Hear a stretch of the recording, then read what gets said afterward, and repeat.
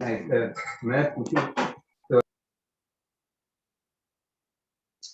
Krishna. Om Agyana Timirandasya Gyananjana Salakaya Chakshur Unmilitam Yena Tasmai Sri Gurave Namaha. Sri Chaitanya Manobhistam Stapitam Yena Bhutale Swayam Rupa Kada Mahyam Dadati Shwapadam. Vande Ham Sri Guru Sri Yuta Pada Kamalam Sri Gurun Vaisnavamscha Sri Rupam Sagrajatam Shahagana Raghunatam Vitam Tam Sajivam Sadvaitam Shavadutam Parijana Saitam Krishna Chaitanya Devam Sri Radha Krishna Padan Sahagana Lalita Sri Visakan Vitamscha.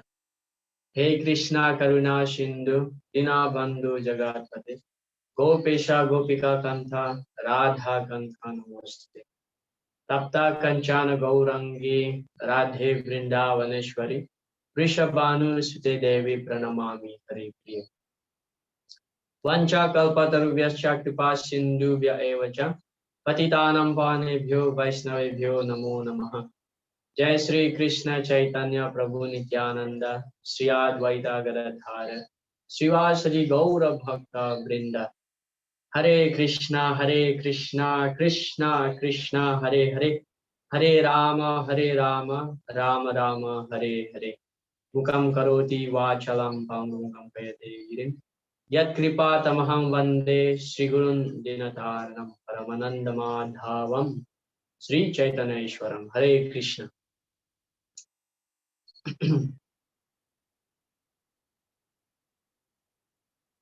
Okay, welcome to all the devotees to our Bhakti Sastri course. So after more than a month break from our regular classes, so hopefully all of you get refreshed, you get enough time to rest. Now you have to read again, study again. So I'm hoping that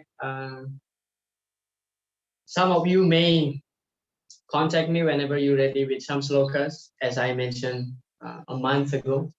So I'm very much encouraging all of you to submit your slokas, and whoever still have pending essays from the previous units, kindly do that. Hare Krishna.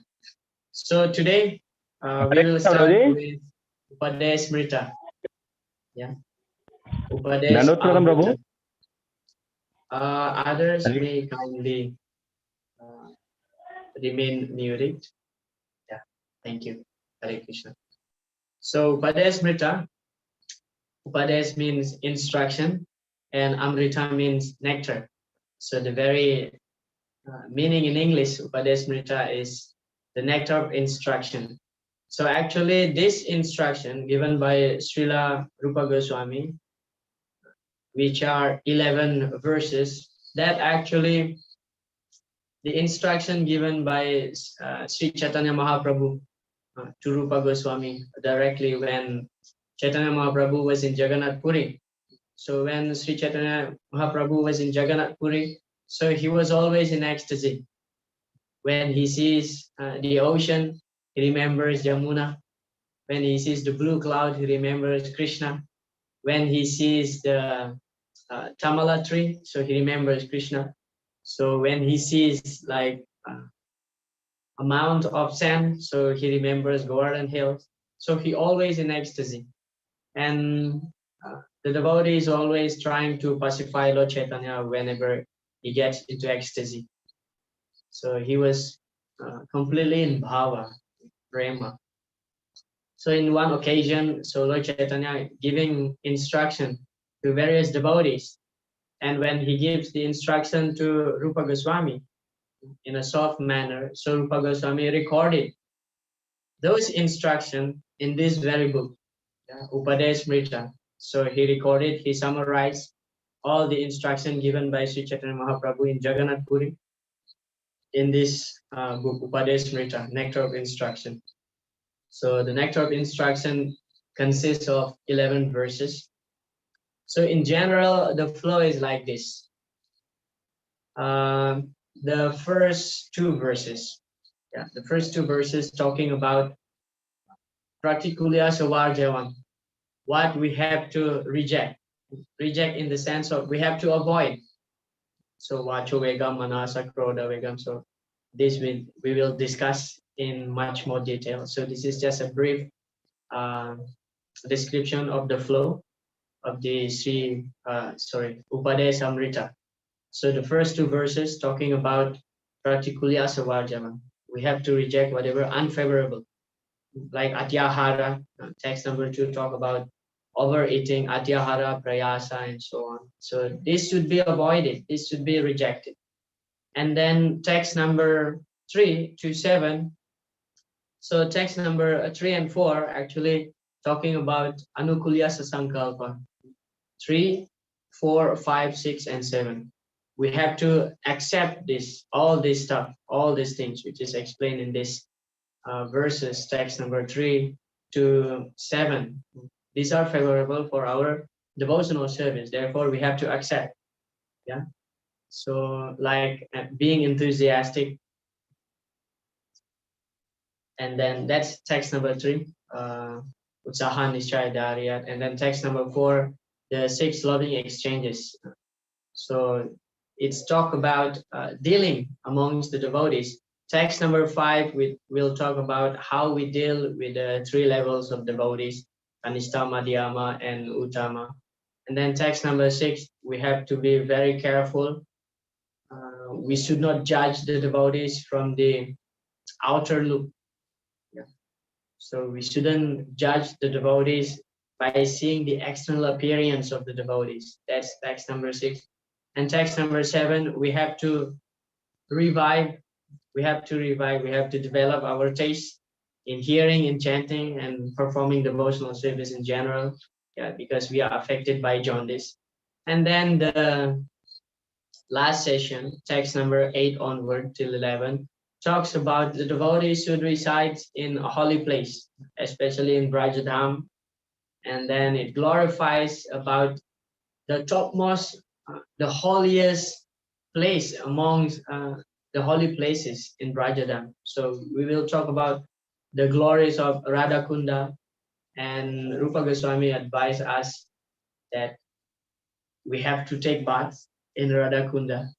Although Srila Prabhupada never took bath in Radhakunda, but it is described in the last verse that those who wish to develop love for Radha and Krishna should take part in Radha. So we can discuss. So that's in general the flow. First, we have to reject whatever unfavorable, and then we have to accept the favorable things, and then we have to know how to deal with the devotees, and then finally where we should reside. Of course, for many of us, it is not possible to reside in Brajadham physically, but at least we can create, actually. We can create Vrindavan in our own place, in our houses. All right, so we will have a quick look into the preface, because as devotees, most of us, we don't have the tendency to read the preface or introduction to whatever books Srila Prabhupada writes. But actually, introduction and preface, these are very fundamental. It gives the description of the books in general. So we'll have a look to the preface of the Upadesamrta. Hare Krishna. So finally we start. Preface. So here, Srila Prabhupada described about the goal of Krishna consciousness and the means of attaining. To reach perfection in Krishna consciousness, one must follow the instructions of the 6 Goswamis of Vrindavan by controlling the mind and senses as instructed by Srila Rupa Goswami in Upadesamrta. If you still remember, in the first 6 chapters of Bhagavad Gita, we talked about yoga, Astanga yoga. Yeah, and Srila Prabhupada extensively explaining in that part actually what is the real goal of yoga practice. So the real goal of yoga practice is to control the senses, especially the mind. Yeah.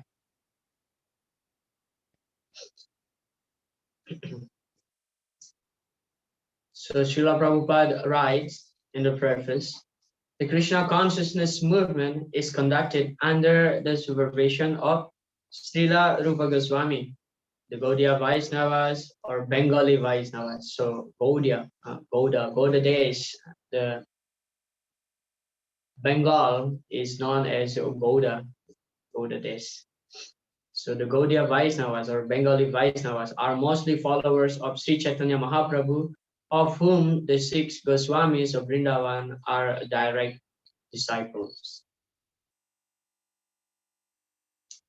In all spiritual affairs, one's first duty is to control his mind and senses. Unless one controls his mind and senses, one cannot make any advancement in spiritual life. Anyone within this material world is engrossed in the modes of passion and ignorance. One must promote himself to the platform of goodness, Sattva Guna, by following the instruction of Rupa Goswami, and then everything concerning how to make further progress will be revealed. First of all, we have to become Goswami. Actually, those who are in Krishna consciousness, practicing Krishna consciousness, we in general have this one goal, and that goal is to develop love for Krishna. And unless we can control our senses, especially the mind, so it is not possible to develop love for Krishna. Yeah, it is impossible to develop love for Krishna if we cannot control our senses. So we'll talk more about that in the text number 1, how to control the senses, especially the 6 urges mentioned in verse number 1. So in general, we are, as Srila Prabhupada mentioned here, most of the people in the material world engrossed in the mode of passion and ignorance. Therefore, the process of hearing again and again, hearing.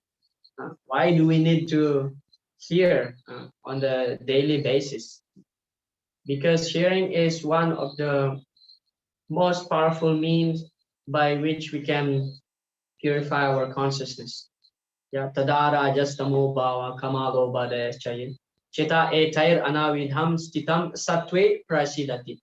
So we are engrossed in the modes of passion and ignorance, as Srila Prabhupada mentioned. But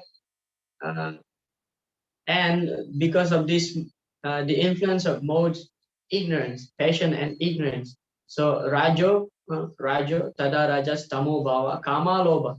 So kama, lust and loba, greed appear from the modes of passion, especially.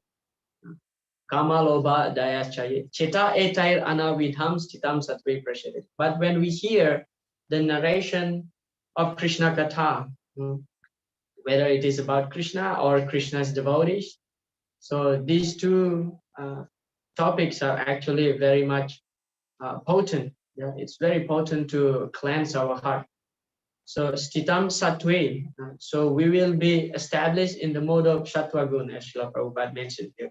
Sattva gun, stitam sattve, and then prasidati. And we will become happy, joyful. Srila Prabhupada explained in the Bhagavad Gita, in the first section, in the beginning of the Bhagavad Gita, unless one is peaceful, there is no question of being happy. So those who are situated in the mode of passion and ignorance, their characteristic is actually always restless, not peaceful. So when we always disturb, yeah, manda sumanda matayo manda bhagya Upadesamrta, so we always disturb, then how we can perform devotional service nicely when we always disturb? So by this practice about hearing, especially we'll talk about that in text number 7 extensively. Yeah, hearing will uproot, actually will uproot all the material fever that we have. And then stitam sattve prasidati will be established in the mode of goodness. Therefore, the Varnashram institution is very much important because it helps us actually to establish ourselves in the mode of goodness. Yeah, the mode of goodness. Then when we situated in the mode of goodness, it's easier for us to be situated in the Sudasattva, to transcend ultimately.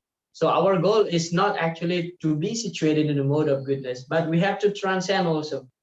Because as Krishna explained in the Bhagavad Gita, that although we are situated in the mode of goodness, because in the material world, there is always competition between the three modes.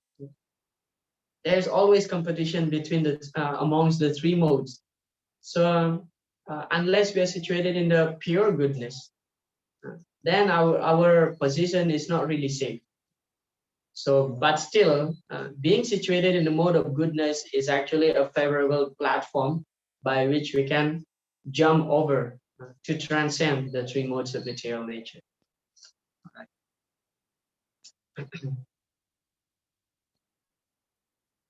So one's first duty, Srila Prabhupada mentioned it, to control his mind and senses. And then we continue. Advancement in Krishna consciousness depends on the attitude of the follower. So we are known as the Rupa Anuga, we are the follower of Rupa Goswami. So the attitude, what should be our attitude as a follower of Rupa Goswami? A follower of the Krishna consciousness movement should become a perfect Goswami.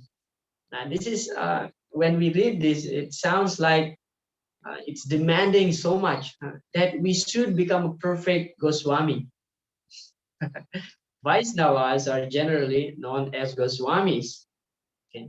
Because up to some extent, although still on the imperfect platform, we can say like that, still we have the courage, we have desire to control our senses.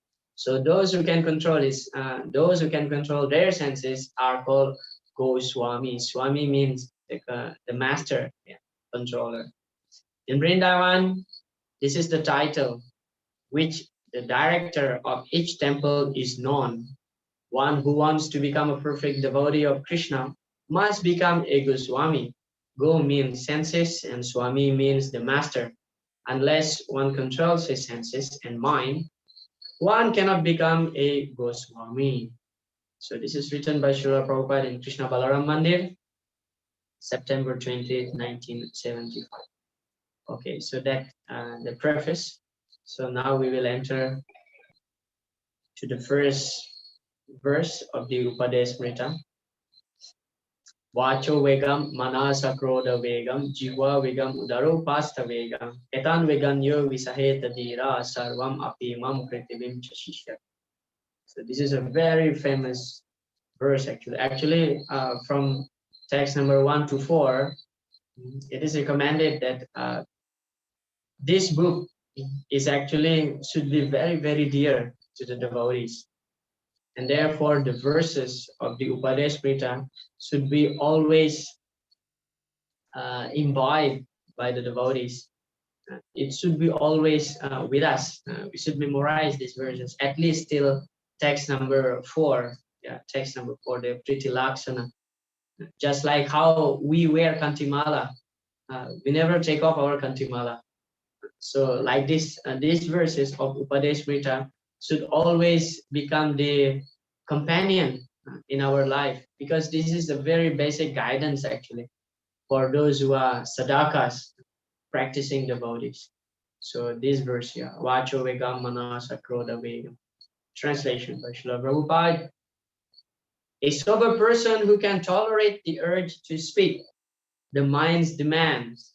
So Vacho, vegam means the urge or the impulse or the demand. Yeah, Vacho, the speak, and then manasa, the mind's demand, and then krodha, anger, the action of anger, and then jiva, the urges of the tongue.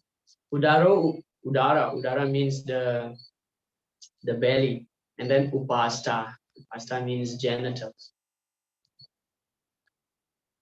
So those who can control this is called dhira, those who are sober. And then sarvam apimam pritivim chashishya.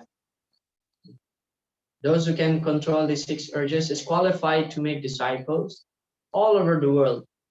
Now, this is a guide. First of all, this is a guidance for all of us that these 6 things we have to control. And this verse is actually a criterion to define the qualification of bona fide spiritual master. So those who aspire, those who aspire to become a spiritual master, although in general we don't have this desire to become a guru and whatsoever, but those who held this position of a spiritual master, of a guru, should be very exemplary and should follow this, should control the 6 urges. Sarvam apimam prithivim chashisha. So if he can control the 6 urges, then he is eligible to become a spiritual master.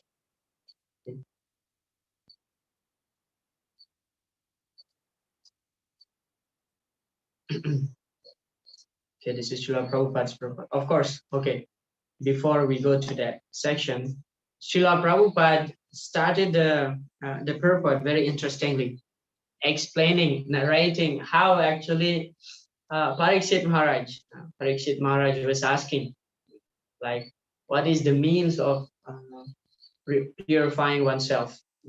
So of course, Srila Prabhupada explaining about atonement or prayaschita. So because this verse is talking about controlling the 6 urges, then what is the most powerful means to control the 6 urges? Srila Prabhupada talks about prayaschita, in which actually when Parikshit Maharaj was asking Sukadev Goswami how to get rid of sinful tendency. So Sukadev Goswami, actually, he was testing Parikshit Maharaj. He answered by saying that by atonement. But Parikshit Maharaj, atonement, prayaschita, Parikshit Maharaj, being a very intelligent disciple, he immediately protested that answer, saying that actually this prayaschita is just like bathing elephant. Kwachin nivartate badat, kwachit charat tat punaha, prayaschitam ato parta manye kunjarascha. Srila Prabhupada quoted that verse in his purport. Read that. So just like bathing elephant, kwachin nivartate badat, kwachit charat tat punaha. The elephant will go inside the water, cleanse its body. As soon as the elephant comes out from the river or lake, whatever, and then immediately the elephant will take dust and throw all over his body. So this is the prayaschita. That means we are now confessing. For example, Srila Prabhupada many times he gives example, just like when people go to the church every Sunday, for example, just go there to the church and confess, or confessing whatever sinful activities that he has done during the week. And after that, after that prayer is over, confession over, so this is called atonement. The sinful tendency is still there because he is not completely purified. So this is the prayaschita. Prayaschita does not give a perpetual result, a desired result. So people just perform this prayaschita, but the tendency of sinning is still there. So therefore, when Parikshit Maharaj review or argue actually with that answer given by Sukadev Goswami very much pleased, understanding that Parikshit Maharaj is a very, very intelligent disciple. Then finally, Sukadev Goswami explained, Kichit Kivalaya Bhaktya Vasudeva Parayana Agam Dudvanti Karsnena Anihara Meha Bhaskara. So only through devotional service, one will really get rid of sinful tendency, because it's actually uproot not only the sinful reaction, but also the sinful tendency. So we will see Srila Prabhupada's his purport giving us formula how to deal with the 6 urges. Okay. So here it is. Srila Prabhupada said, first, one must control his speaking power. Vacho Vegam. Let's talk about the urges to speak. Every one of us has the power of speech. As soon as we get an opportunity, we begin to speak. If we do not speak about Krishna consciousness, we speak about all sorts of nonsense. A toad in a field speaks by croaking, and similarly, everyone who has a tongue wants to speak, even if all he has to say is nonsense. The croaking of the toad, however, simply invites the snake, please come here and eat me. Nevertheless, although it is inviting death, the toad goes on croaking.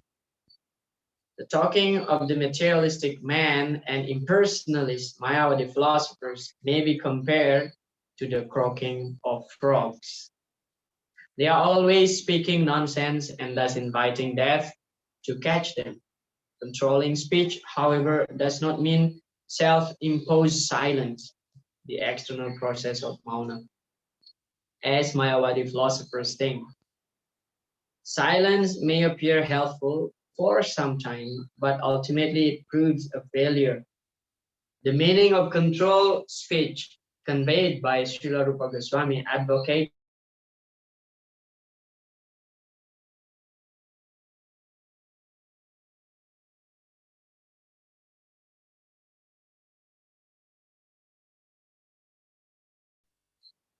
how to control the speech.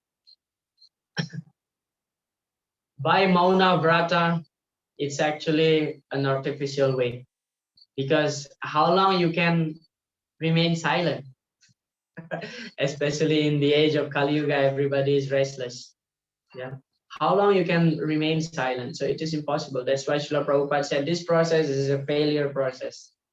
So the only process, the only way how we can control our senses, especially the speech urges, we talk about speech here, is by engaging our tongue in Krishna Katha, chanting of the holy name. Atashi Krishna Namadi Nabhavet Grayam Indriyahi Sevan Mukhe Jivada. So engaging the tongue, Sevan Mukhe. Give service to the tongue. Give service to the tongue. The positive service to the tongue is to vibrate the sound vibration, the transcendental sound vibration, the holy names, or having some conversation about Krishna Katha. So in this way, actually, we can control our speech. Otherwise, there are only two choices here: whether we glorify Krishna or we speak nonsense, as Srila Prabhupada mentioned. Because we always have the tendency to speak. Yeah, as soon as we get the opportunity, immediately we want to speak. Nayad vachas chitra padam harer yasa jagat pavitram pragrinita karichit tadvaya samtirtam ushanti manasa nayatraham samiramanti siksaya. So this is the difference between the devotees and non-devotees. Nayad vachas chitra padam harer yasa. Those words which are not glorifying the activities, the yasha, the fame of the Supreme Lord, is compared just like Tadvaya Samtirtam, the place of the pilgrimage for the cross, which is garbage. The cross love to be in garbage bin. If you observe, they love to assemble in garbage place to find something to eat there, because for the cross, garbage is whatever waste is nectar for them. But for the devotees, for the Hamsa, Niramantu Siksaya, Nayatra Hamsa Niramantu Siksaya. But for the swan, garbage is not very much pleasing. Swan love to swim in the clean pond water with a lot of blooming lotus flower, because there the swan will find the nectar. So similarly, for the devotees, the speech which is not glorifying about Krishna is actually completely poisonous. Yeah? We don't derive any pleasure. So this should be our aspiration. So when we understand, when we really feel that actually this Gramya Kata or Prajalpa is useless, that's the signs of our advancement actually. But when we still love to discuss about something else apart from Krishna Kata, then we still have this disease, material disease. So that's about speech. The only way how to control the speech, because there are so many topics of discussion. Yeah. What's that? Srota Vyadini Rajendra Nrinam Santi Sahasrasa Apashatam Atmatatvam Grihesu Grihamedina. So for those who are envious householder, it's mentioned in Bhagavatam, and envious householder, they have a lot of topic to discuss, such as politics, this and that, and so on. But for the devotees, we just love to discuss about Krishna. Okay, so that's the way how to control the speech, because we cannot really actually uh, stop speaking, but we can divert what should be the topic of our discussion. And this is possible only in the association of the devotees. So that's about speech. And then next about the mind, manovega, the restlessness or fickleness of the mind. Manovega is controlled when one can fix his mind on the lotus feet of Krishna.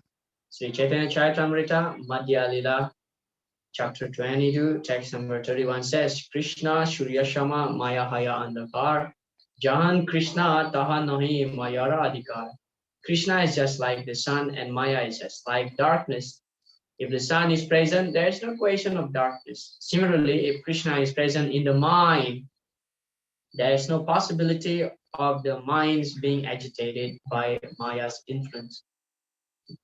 Satatam kirtayanto mam. So this is very powerful, means when we always glorify Krishna, automatically we will think about Krishna. Yeah. Savai mana Krishna padara vindai, or Ambarish Maharaj, very exemplary in this field. He always think about Krishna 24 hours. Yeah. Man mana bhavamat bhakta. Therefore, Krishna 2 times mentioned this verse in Bhagavad Gita, first in the chapter 9 and later in the 18th chapter of Bhagavad Gita. Man mana bhavamat bhakta. Krishna demands actually we should think always about Krishna, about him. Then how it is possible to think about Krishna constantly 24 hours? Of course, by associating with the devotees, always surround ourselves with like-minded devotees, having constant discussion, having kirtan, sadhu sangha.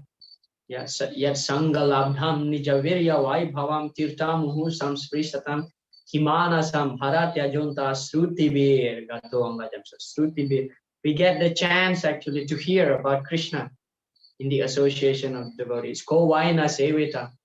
So ko vaina sevita, who will not associate with the devotees of the Lord?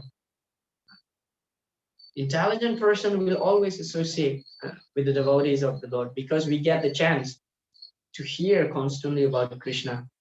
So in this way, we can attach our mind to Krishna's lotus feet.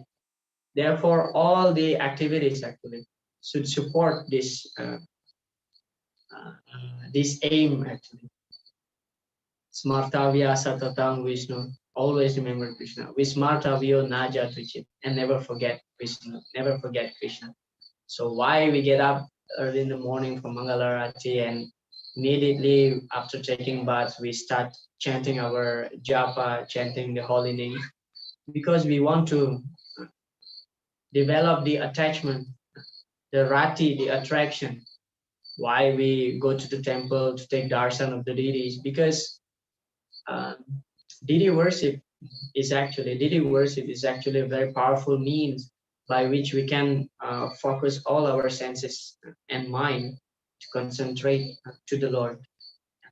When you in the front of the deities, bathing the deities, chanting some certain mantras, glorifying your deities. Therefore, it is very much advice for those who are grihasta. Yeah, for those who are grihastas, especially at home, you should worship deities, whether in the form of murti or a picture, whatever. You should have altar actually, in which by which you are engaged actually, at least in the morning and evening, doing puja, simple puja at least. This is for the grihastas, very much encouraged. because when you engage in the daily worship, all your mind, your thought, your senses just are focusing in one object, which is Krishna, Krishna's murti in the front of us. Yeah. Sometimes when we chant, maybe our mind is going around here and there, but when we worship the deities, we engage our hands, bathing the deities, dressing the deities. We put our mind's effort, thinking, how can I make nice turban for the deities?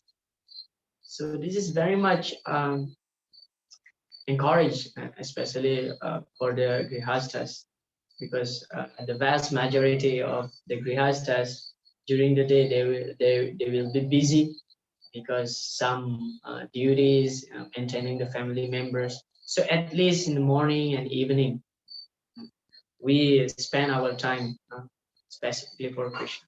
So in that way, we can concentrate our mind.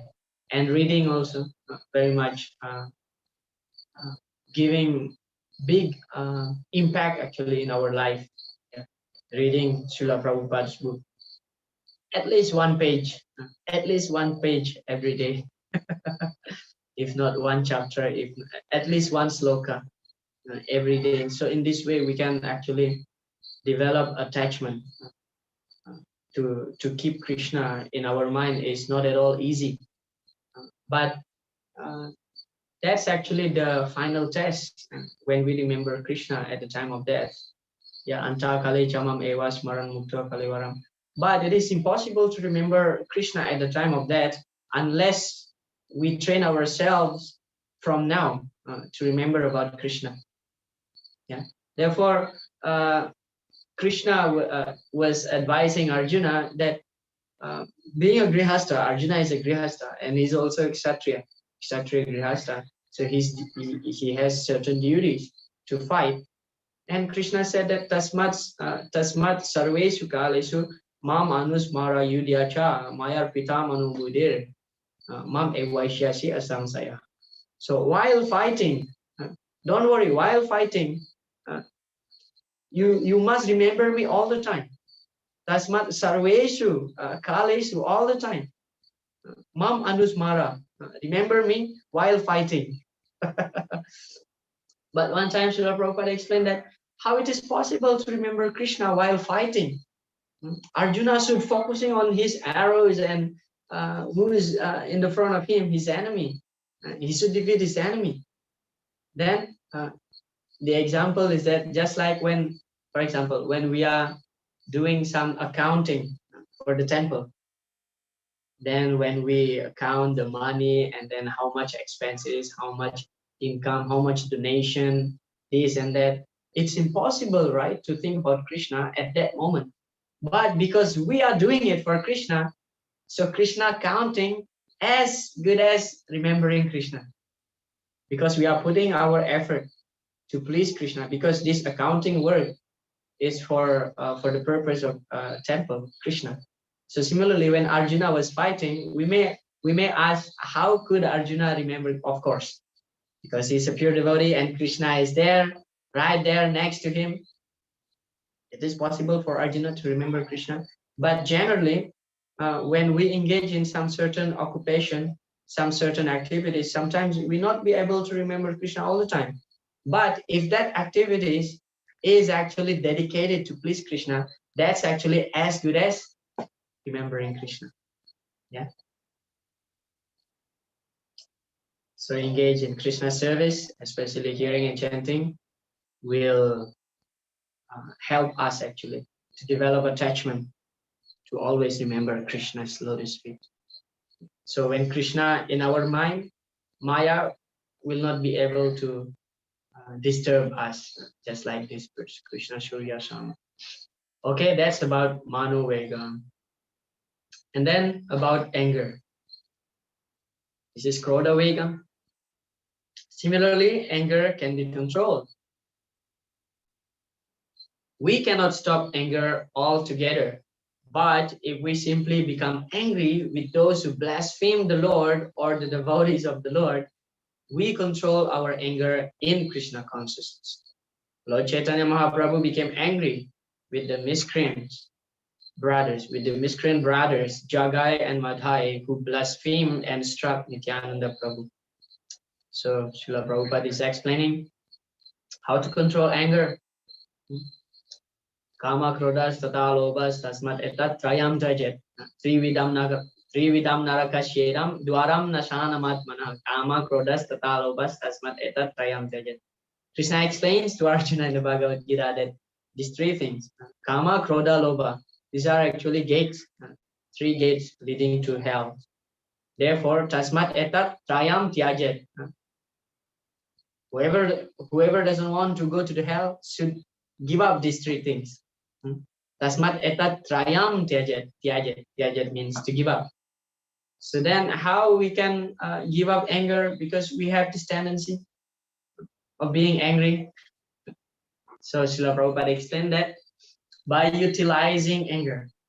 Yeah, by utilizing anger to chastise those who blaspheme the Lord or his devotees. Prabhupada gives actually three examples here in his purport. One is Lord Chaitanya, one is Hanuman, and one is Arjuna. For Arjuna, how can you fight if there is no anger? Therefore, in the beginning, Krishna was so disappointed with Arjuna because he's not really putting so much effort in fighting because no anger. He feels like, no, this is Bhishma, this is my grandfather, this is Drona. How can I shoot my arrows? Actually, I should offer flowers to the Lotus feet. Srila Vishwanath Chakravarti Thakur explained like this. Arjuna thinks that, how can I shoot arrows? These superior like Bhishma and Drona, actually, they should be worshipped by me. I should offer flowers at their lotus feet instead of throwing or shooting arrows on them. Yeah, so Krishna was disappointed. Therefore, he, chastised Arjuna. Be serious on fighting. Therefore, when in that incident, Karna's chariot was stuck with the earth. So generally, between the Maharathis, chariot fighters. So you should fight when your enemy still in a good standing. When he's getting down from his chariot, you should not shoot arrows. This is the rule of fighting. But when Karna tried to uplift his chariot because his chariot was stuck, so Karna tried to uplift his chariot. And Arjuna, he should not shoot arrow actually, but Krishna, he ignites the fire of anger within Arjuna's heart, reminds him about what happened to, he was insulting Draupadi, and also he was involved in so many mischievous things. So in this way, actually, Arjuna's anger was provoked by Krishna himself. We may question why. Yeah, because this is Krishna's will. So when we utilize our anger to serve Krishna, so that's actually, we are controlling our anger. Just like Hanuman burning the Lanka, and Chaitanya Mahaprabhu got very much upset, very much angry when Jagai and Madhai blasphemed Lord Nityananda. All right. So here it is. First example is Chaitanya Mahaprabhu. Second, it was in anger that Hanuman set fire to Lanka, but he is worshipped as the greatest devotee of Lord Ramachandra. So as a result of utilizing his anger, Hanuman is glorified actually, being the best army of Lord Ramachandra. This means that he utilized his anger in the right way. Arjuna served as another example. He was not willing to fight, but Krishna incited his anger. You must fight. To fight without anger is not possible. Anger is controlled, however, when utilized in the service of the Lord. We find also Srila Prabhupada in many occasions, he got really angry when his disciples did some mistake. But that anger is actually just a manifestation of his love for whomever he chastised. because Srila Prabhupada, he wanted to correct the mistakes of his disciples. Otherwise, lalane bhavo dosas tadane nathulalaya tasmat putram cha sisyam cha tadane lalane bhavo dosha. Lalane bhavo dosha. If you don't chastise your putra or sishya, so there will be a lot of fault. He will develop bad qualities if you don't chastise whenever he commits mistake. Lalane bhavo dosas tadane bhavo guna. So when you train your disciples or your putra, tadane bhavo guna, he will develop good qualities. Tasmat putram cha sishya tadaye natulalaye. So you should chastise your putra, your sons or daughter, whatever, and your disciples. You should chastise them whenever they commit mistakes. Otherwise, they will develop bad qualities. So anger is utilized in the service of the Lord. In the service of the Lord, actually whatever utilized in the service of the Lord becomes purified, become transcendental. But of course, we should not cross the border in the sense of we are committing some sinful activities on the name of Krishna service. This is not allowed. Yeah, anger can be utilized because anger can be very helpful also. But a pure devotee, the nature of a pure devotee, or the Lord Himself, whenever they get angry, actually they just angry at that moment. And as soon as the case is over, it's over. Anger is over. It is not that for 2-3 days, even a month, you keeping the resentment within your heart. This is not the correct attitude of a devotee. So when you get angry to someone, you chastise him. After he apologized for or he acknowledged his mistake and ready to rectify himself, then that's it. No more anger, no more resentment, nothing. It's not that just like husband and wife fight, it remains till a week, for example. They don't talk to each other for a week. Sometimes we find that. So this is material anger. But transcendental anger, because you connect that anger to Krishna service. For example, you chastise your wife or your son, that's for their good, that's for their benefit. After that chastisement, everything is over. So that anger can be controlled by utilizing that anger in Krishna service. So 3 examples given here by Srila Prabhupada. I repeat again, Chaitanya Mahaprabhu is 1, Hanuman number 2, and then Arjuna. That's about Krodha Vega.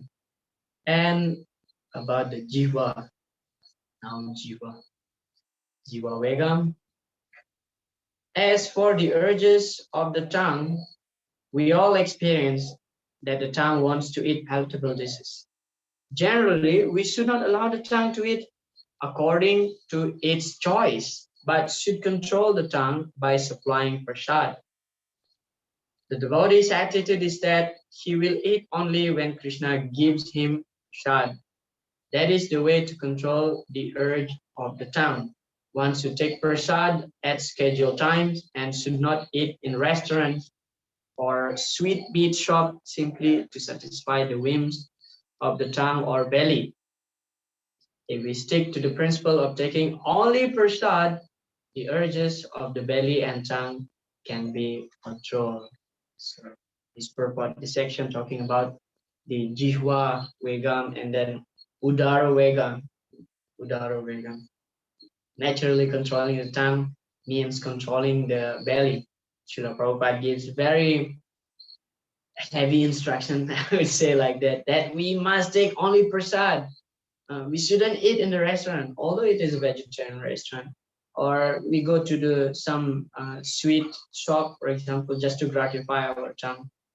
Yeah. Srila Prabhupada, he gives the example of fish. The fish cannot control its tongue. And as soon as the fisherman put the bait in a hook, the fish will eat and that's it. over. His story is over because he cannot control the tongue. Yeah. So actually, between the tongue, the belly, and the genital, these are three lines. Three lines, three straight lines. It's three things in a straight line. So if we can control our tongue, then automatically we can control our belly and the genital also automatically. Therefore, taking only Krishna Prasadam is the only remedy to control the tongue and the belly. Of course, controlling belly we can do also by fasting in some certain specific recommended day like Ekadasi, or also some appearance or disappearance of the Lord, or even some acharyas. So this is recommended. Fasting is also important to control the belly, yeah, control the demand of the body. So of course, sometimes in some extreme situation, for example, like traveling, when we don't have food while traveling. What can I say? Sometimes devotees also stop in some vegetarian restaurant and eat there, but this, I would say, this is not actually an excuse for us. Of course, sometimes we just mumble some mantras and consider it offer to Krishna. But this should be as much as possible avoided. Of course, in some extreme situation, once, twice, we may excuse to do that. But the understanding here is that this should not be a regular habit, should not become our regular habit as devotees. So generally, devotees will pack some prasadam while traveling. Yeah. Yeah, sometimes this mantra also come up, Sri Vishnu, Sri Vishnu, Sri Vishnu, in the chat. Panamali Prabhu mentioned here that yeah, sometimes we chant that mantra, Sri Vishnu, Sri Vishnu. Actually, this mantra once was, it's happened, Srila Prabhupada is traveling with Srutakirti Prabhu. So in the airport, Srutakirti Prabhu, he got some water, bottle packed water, and then he wanted to drink that water. And then he chanted this mantra, Sri Vishnu, Sri Vishnu, Sri Vishnu, and then drink. And Srila Prabhupada look at him. What is that mantra? And Srutakirti Prabhu said, this is offering. And Prabhupada said, why you say Sri Vishnu, Sri Vishnu? You chant your Guru Pranam, Panchatattva Pranam, Panchatattva Maha Mantra, and you chant Hare Krishna Maha Mantra. That's better than this Sri Vishnu, Sri Vishnu, Sri Vishnu. The Sri Vishnu, Sri Vishnu, actually that mantra while we are performing Achamana. So anyway, but my point here is that this should not be our regular habit to eat whatever not offered to Krishna, especially grains which is cooked, which is prepared by non-devotees. Yeah. Vishayira ana koile dusta hoya man, mana dusta hoile nahi Krishna smaran, nahi Krishna smaran. Sorry, I'm not a Bengali, so so that verse explaining that if we eat some food cooked or prepared by Bishai. Bishai means materialistic people. So our mind will become contaminated, and we cannot think about Krishna. Nai Krishna Rasma. Jivera lalase Jai iti utadai Sisno dara parayana Krishna nai pai. So if we simply busy running here and there, Jivera lalase, just to gratify our tongue, Jai iti utadai Sisno dara parayana Krishna nahi pai. We cannot attain Krishna because we simply concerning how to gratify our tongue. Then those who are engrossed in sense gratification cannot attain Krishna. That's the principle. Therefore, as Srila Prabhupada mentioned here, the devotees will not eat whatever not offered to Krishna. Devotees will eat only when Krishna gives prasad. How Krishna gives prasad? First we should offer something to Krishna, then we get prasad. And that's also on the specific regular time. Normally as devotees, we don't eat snacks. Normally we don't eat snacks. Yeah, we eat only breakfast, lunch, or maybe light dinner. So normally as devotees, we don't eat snacks. But of course, if we make our own snacks, and yeah, that's fine. It's Krishna Prasad. But normally we don't do that. We don't eat snacks normally. We eat only on the regular time. Yeah, this is also to regulate ourselves, to regulate the body. In that way, actually, we become more healthy. Actually, when we regulate yukta ahar, viharasya, yukta chitas kamasya, yukta swapnava bodhasya, yoga bhavat yukta. So everything should be yukta. Yukta means regulated in habit. Our habit in yukta ahar. First mention is to eat ahar vihar and then sleep also. So yeah, prasad first. This should be our commitment, eating only Krishna prasad. And that also should be on the regular timing. So not all the time we eat prasad. Of course, as a beginner, uh, it is very much encouraged to eat prasad, so much prasad. But especially when we already take initiation, first Harinam Diksha, or even up to second initiation, we have to control our tongue, even in the matter of honoring prasadam. So even in the matter of honoring prasadam, we should control our tongue. So in that way, we can control our belly. Then what Srila Prabhupada said about controlling the genitals, here it is. In a similar manner, the urges of genitals, the sex impulse can be controlled when not used unnecessarily. The genitals should be used to beget a Krishna conscious child, otherwise they should not be used. The Krishna consciousness movement encouraged marriage, not for not for satisfaction of the genitals, but for begetting of Krishna conscious children. Yeah, this is the purpose of marriage. Griha ashram. We are in the ashram actually. Ashram means a place, a spiritual place. There's brahmacharya ashram, grihastha ashram, vanaprastha ashram, sannyas ashram. This is spiritual order within the varnashram system. There is a social order and there is spiritual order.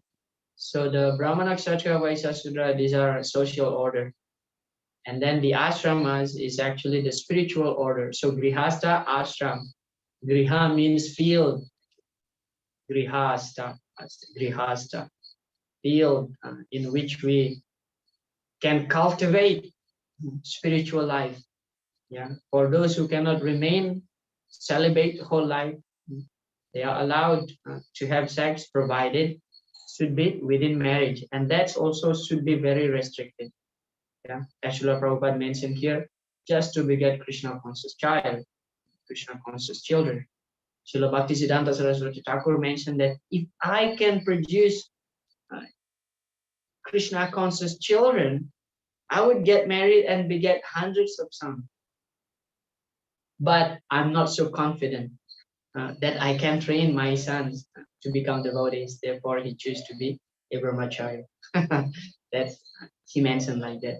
So of course, sex also is actually very sacred. Why sacred? Because it is a process of inviting soul, specific soul, and we should take responsible of that soul and train that soul to be Krishna conscious.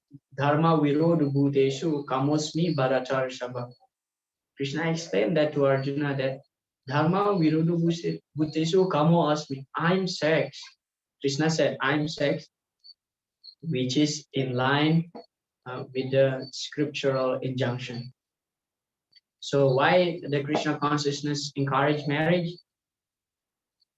Just to beget Krishna conscious child. And as much as possible as practicing devotees should control actually these urges, sexual urges, especially sexual urges. Goswami, be Goswami. Yeah.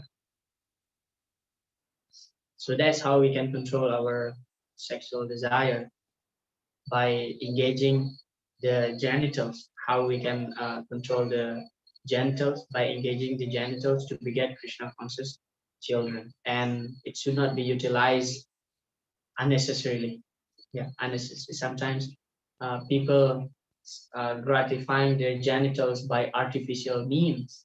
Yeah, by artificial means. This is common in the age of Kali Yuga. Therefore, Krishna advise us in the second chapter of the Bhagavad Gita. What is the example Krishna gives? As much as uh,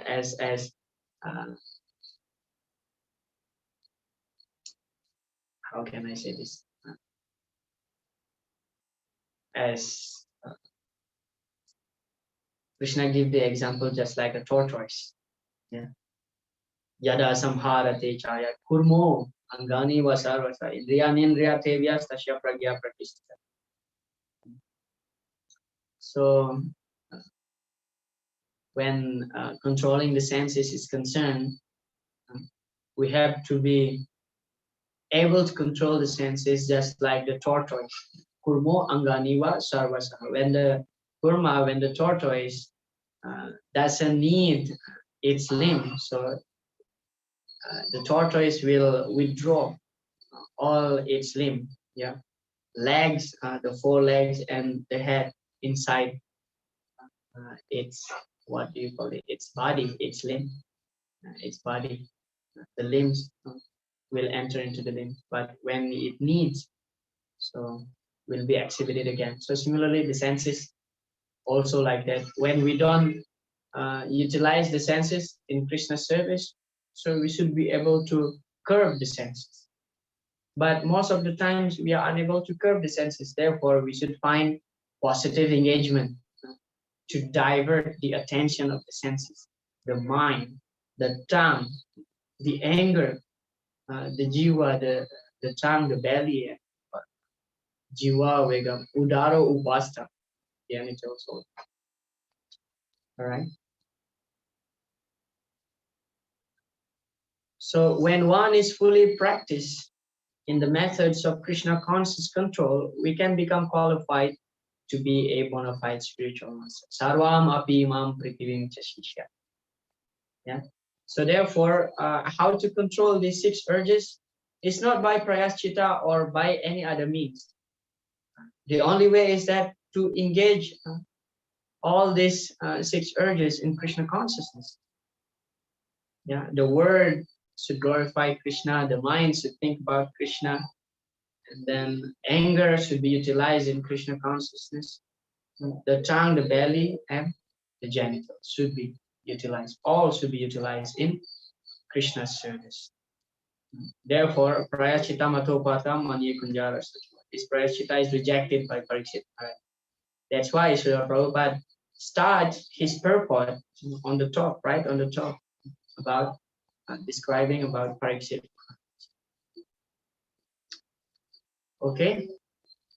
Conclusion. The conclusion is that one who can control these six items, speech, mind, anger, tongue, belly, and genitals, is to be called a Swami or Goswami. Swami means master, and Goswami means master of the go or senses. When one accepts the renowned sort of life, sannyas, he automatically assumes the title of Swami.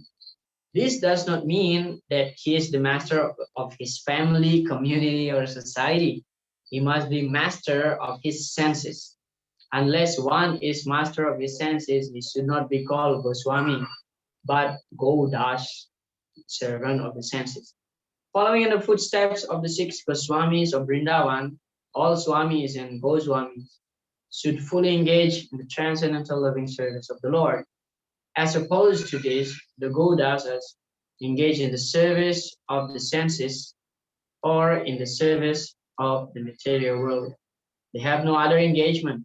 Prahlad Maharaj has further described the Godas as Andanta Go, which refers to one whose senses are not controlled. Yeah. So that's the end of the presentation. At the end, of course, we find Srila Prabhupada quoted the verse from the 7th canto of Srimad Bhagavatam. Matirna Krishne Parata Swato Va Mito Vipadyeta Griha Vratanam Andanta Go. Yeah, Srila Prabhupada referred to that one. Andanta Go Be Visatam Tamisha Puna Puna Charvita Charvananam. So chewing the chewed. And those who cannot control his senses. Andanta Go means cannot restrict the senses, is too wild. Mati na Krishna, they will not have attraction to surrender to Krishna. Mati na Krishna, parata swatva, whether advised by others or nor does he has his own encouragement from within.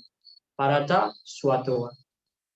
Mito vipadyeta griha vratanam, simply engage in the field of sense gratification. Andanta govir visatam tamisra. Tamisra means Andatamisra, one of the names of the hells described in the Bhagavatam.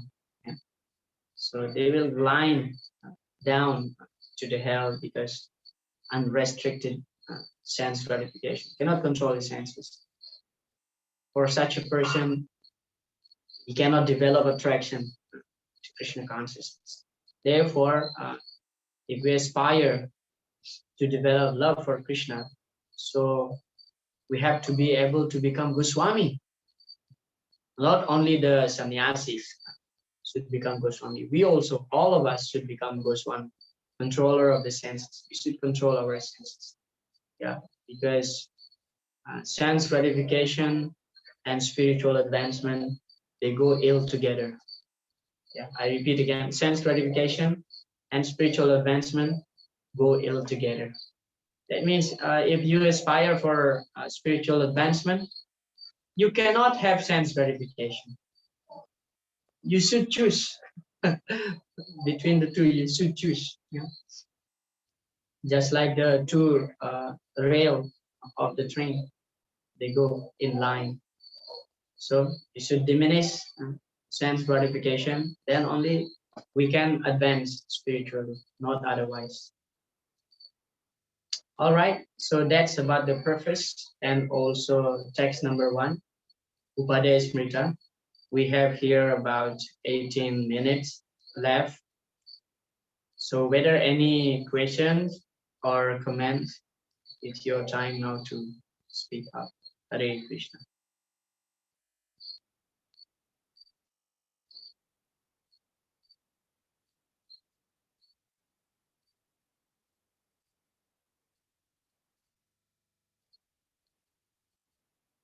For everything is clear for all of us here.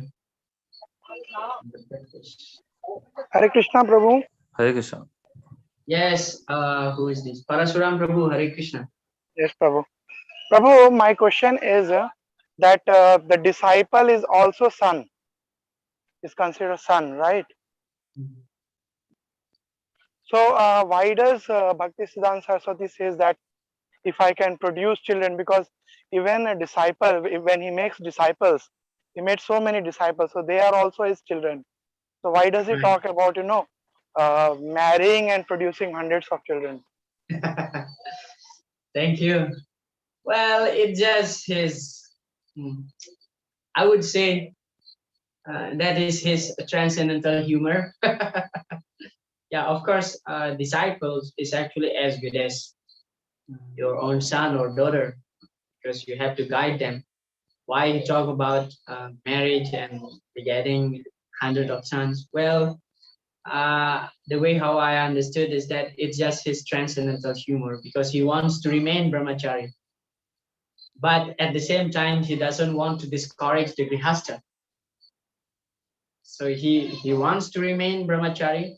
At the same time, he doesn't want to discourage the grihastha. So this is the grihastha dharma, grihastha duty. The duties of the grihastha, they should train their children to become Krishna conscious. That's why he said that if I can produce Krishna conscious children, why not? I will get married and beget hundreds of sons. But we should understand that he is a very strong ascetic brahmachari. He made that statement because he wants to remain brahmachari. At the same time, he doesn't want to discourage the grihasthas. Otherwise, the grihastha will feel like, oh, we are so fallen, this and that. Yeah. So yeah, I was listening to a lecture by His Holiness Bhakti Vikas Swami. He said that one astrologer told him, was reading his palm, was reading his palm. He went to Bangladesh somewhere, was reading his palm, and then this astrologer said that you will beget a lot of children. And he thought that, well, I don't have even planned to get married. Then now he realized that actually, yes, maybe because disciples and children, they are non-different. So he mentioned that he has now around 3,000, more or less 3,000 disciples, and that's actually considered, they are all actually his sons and daughters. So yes, regarding Srila Bhaktisiddhanta Saraswati Thakur, I think it's just a transcendental humor, first of all, and secondly, he doesn't want to discourage the Grihasthas devotees. Prabhupada said that at least 5.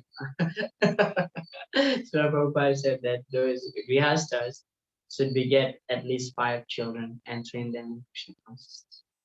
Hare Krishna. Parashuram Prabhu, how is that? Prabhu, transcendental humor means he's joking, right? Yeah, he's joking, but in a transcendental way. Okay, okay. Like I heard one pastime of His Holiness Jayapataka Swami Maharaj when he was preaching in Australia. So this is just an example of his transcendental humor. When he was preaching in Australia, so the Australian, when they say normally good morning or good day, but the Australian, they don't really pronounce good day, but they just say gadai, gadai. This is Australian accent. And then when somebody greeted Jayapataka Maharaj saying gadai, and Maharaj said that actually he is chanting the holy names of the Lord.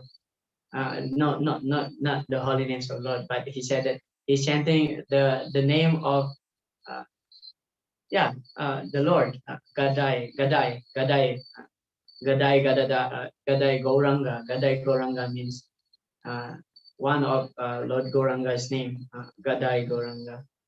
Gadadhar Pandit. Yeah, Gadadhar Pandit, one who's very dear. Gadadhar, who is very dear to Gauranga Mahaprabhu. So, and the devotees laugh on it.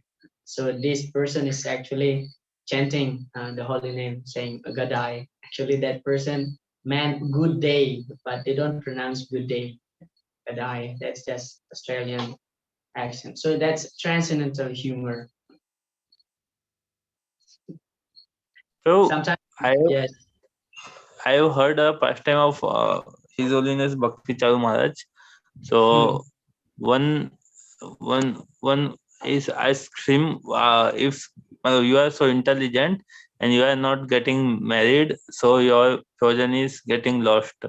So Maharaj tell that it is better to have children without getting married, and I have so many children. Yeah, nice. So yeah, sometimes devotees, they crack joke, but their joke normally always related to Krishna conscious philosophy. Also, so that's transcendental humor. Okay. Any other points need to be discussed on this topic? Text number 1, the preface, or we can stop here for now, and we'll meet again on Thursday. Thank you all very much. And yeah, we'll come back to our regular Bhakti Sastri classes. Hare Krishna. Nice to see all the devotees present. Vancha kalpatarubhyascha, kripa sindhubhya eva cha patitanam pavanebhyo vaishnavibhyo.